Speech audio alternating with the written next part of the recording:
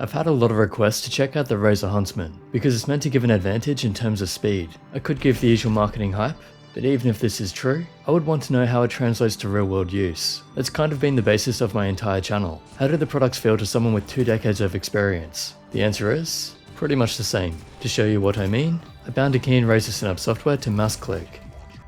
That lets me use the human reaction test, so testing my reactions.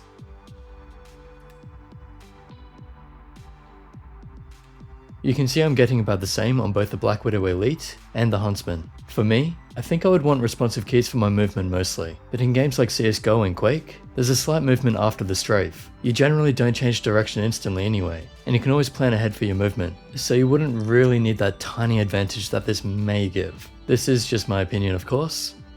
But continuing with the tests, if I press it slowly, it will give a positive reading to the Huntsman. Hitting down fast so they're both activated at the same time shows they're about the same.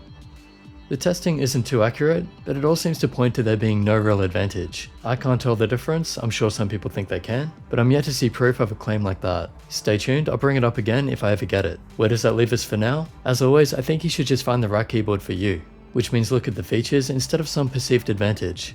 So talking features, both of these have dedicated media keys, metal plates on top, similar keycaps, RGB lighting and more, but the switches feel lighter on the Huntsman, which may give the illusion of being faster. Also they have more key chatter.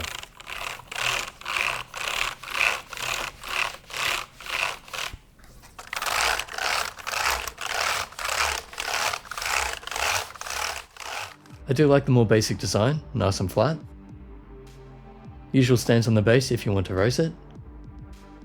But the palm rest with RGB seems like overkill and in a bad way. You can barely see it and it takes up the second USB plug too, which means you don't get the port on the side like on the BlackWidow. This goes to personal preference, so it's up to you which keyboard design you would like. There isn't that much difference, so you can't really go wrong. And honestly, I'm not really sure which one I'd choose. The stabilizers do seem better on the Huntsman though, with very little movement.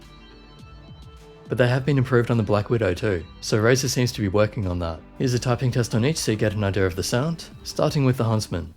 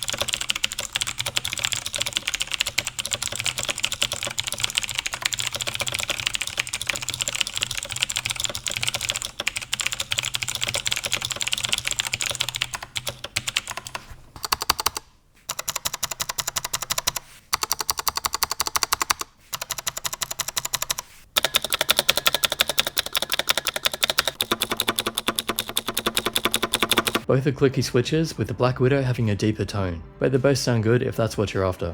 To conclude, I like the direction Razer is taking. The Huntsman and BlackWidow Elite are my favourite from them so far. If this is the kind of keyboard you're after, I don't think you'll be unhappy with either. It just depends if you want the flatter design with extra RGB, or a more staggered design with USB port. But whether or not there's an advantage to optical switches, not that I can find. That said, I didn't find anything wrong with them either. So they're good, something different, but nothing to make me change from the standard mechanical switch. Hope that helps anyway. Use your links in the description if you want to help support the channel. Big thanks to Razer for sending these out for testing, and as always, subscribe, like and share this video, and I'll catch you in the next.